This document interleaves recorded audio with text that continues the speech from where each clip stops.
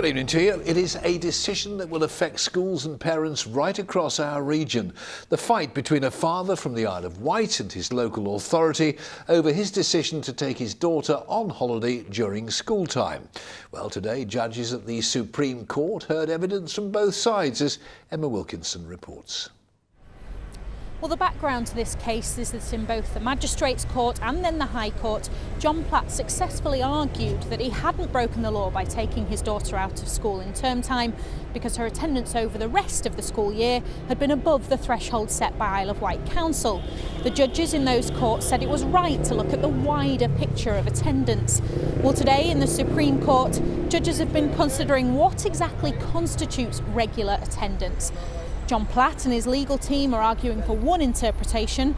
The council and the government say any day missed affects education, and so are arguing for a different interpretation.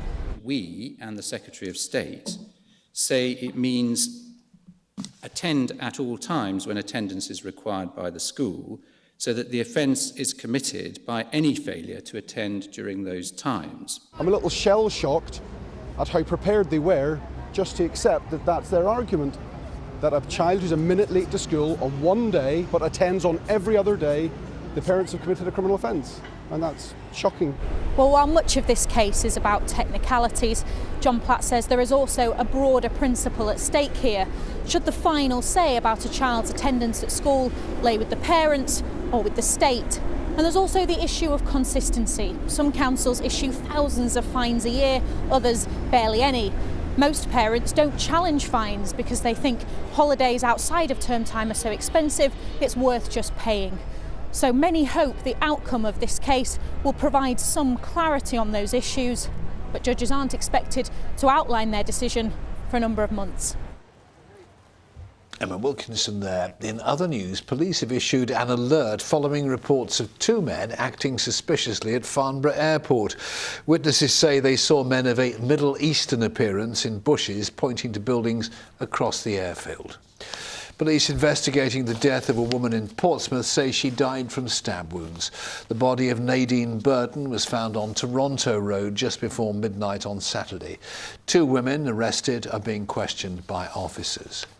Rail passengers travelling to and from London Waterloo face severe disruption this evening after two people were hit by trains. All lines were closed between Wimbledon and Surbiton. Well, as the South East Coast Ambulance Service struggles to cope with a recruitment crisis, there are concerns over patient safety and staff well-being. One man from Gosport told us his mother had to wait 5 hours for an ambulance after a GP requested one. And the CCAM chaplain says he can testify to the immense pressure his colleagues are under. Sarah Saunders has our report. Pensioner June Marsh recently had to wait 5 hours for paramedics to arrive. That's an hour longer than the Trust's own maximum waiting time target for her. Her home is just across the road from the ambulance station. Sadly, June died a week later. I wrote to the administration at William Harvey, but they've not actually replied to my emails or a letter. Basically explaining why it took that amount of hours for an ambulance to come 150 yards to take her into hospital. At the South East Coast Ambulance Service, there are currently almost 150 posts unfilled. That's 1 in 6. And according to FOI figures, 172 frontline paramedics took at least 1 day off because of stress last year. Tim Parsons is a chaplain for CCAM, offering pastoral support to paramedics. He says he's seen firsthand the immense pressure they are under. Yeah, the pressure is extremely high. They're having to deal with more than one issue at a time, which of course puts strain on them, I guess, psychologically and physically. They're expected to be strong for people, which of course, obviously in that position you do expect, but however, you cannot be in two places at once. And I will emphasise the pressures they're under. They are absolutely professional. CCAM managers have launched a recruitment drive, searching for candidates as far away as Australia, after the National Audit Office revealed, like many ambulance services, CCAM is still failing to meet target response times for the most urgent 999 calls. We need more people and more money. It's down to whether the government's prepared to put in sufficient funds to deliver the sort of response that the public demands and deserves. Union reps also say that well-intentioned CCAM efforts to tackle the issues could be affecting patient care. Critical care paramedics who would normally be sent to the most serious incidents such as car crashes or cardiac arrest are now being deployed more generally. So they say patients with the most serious need may not be getting the care they once received. The Trust says paramedics are working hard to meet additional demand for services and urge people to only call 999 in an emergency. Sarah Saunders, ITV News. Well, CCAM wanted to emphasise that Mr Marsh hadn't called 999 but had gone through his GP. However, that ambulance should have taken less than 4 hours. And they've admitted that ever-growing numbers of staff are suffering stress-related illness. They've assured us they're working hard to support their staff's health and well-being in light of the extra demands. Now, one of the most historic buildings in Winchester could collapse if it doesn't raise more than £100,000. Severe flooding in 2014 damaged the City Mill. Now, Richard Jones has been to see why staff there are so worried. January 2014 and the River Itchen in full flow surges through the 1,000-year-old City Mill in the centre of Winchester, flooding the area where visitors usually stand. The force of the water was so powerful that it overtopped a sluice gate designed to control the wheel.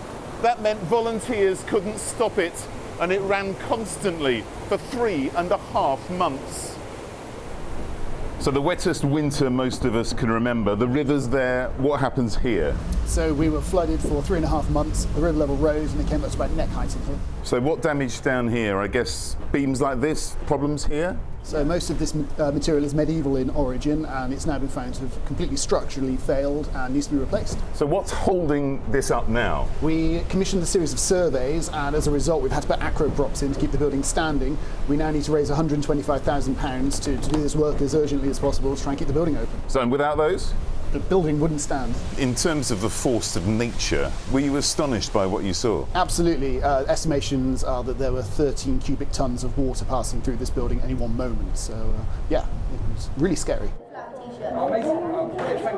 The mill is popular with tourists and with school children from the city because many can walk here to visit. They learn how for centuries watermills provided the flour that made our bread, cakes and biscuits. It's all about social history. It's about seeing how milling was carried out in every village until the Victorian era, using the power of water or using wind. So there's environmental side to it. They learn about where their food comes from. Fundraising begins this weekend and special events are being held throughout the year. The Winchester Friends of the National Trust have already donated £5,000 to the appeal. Richard Jones, ITV News, Winchester. 2 matches in the Premiership affecting our teams this evening and disappointing results in both. Bournemouth went down 2-0 at home to third from bottom Crystal Palace, and Southampton slipped to a 2-1 defeat at fourth from bottom Swansea. Shane Long with the Saints goal. Slightly more cheerful, but not a great deal more so. The weather now, Philippa Drew. From sleet to the slopes, driving through Europe. Eurotunnel the Shuttle sponsors ITV Meridian weather. Good evening. Well, it's certainly been a fairly unsettled day across the region and more of the same to come for the rest of the week. Further spells of rain heading our way, windy at times too, but despite all of that, staying fairly mild. So through this evening and overnight, more rain feeds up from the south and west. It will be rather persistent and heavy in places as well, but underneath all the cloud and rain, another mild and frost-free night. Temperatures generally no lower than around 7 or 8 degrees. So tomorrow morning, a mild start, but a cloudy and a rather wet start. Through the morning, the rain continues to work its way way northeastwards, and for the afternoon things look quite a lot better. Much more in the way of the dry weather that we've been expecting of late, and some bright or sunny spells peeping through for the lucky few as well. Temperature wise looking pretty good too. Highs tomorrow 10 or 11 degrees, feeling somewhat fresher with those brisk southerly winds. Looking ahead to the next few days, then as I said, it all stays very unsettled. Further spells of rain coming our way and windy at times, particularly so on Friday. The Met Office have now issued a warning for Friday for strong winds, the potential for some disruption to travel and the potential for some damage to buildings and trees. Do take care if you're out and about and make the most of any sunshine where you see it. I'll see you again very soon. Bye-bye. Eurotunnel the Shuttle sponsors ITV Meridian Weather. That's it for now. We're back during Good Morning Britain from 6 o'clock tomorrow morning. But from the late team for now, it is good night. Sleep well. Join us again soon. Bye-bye.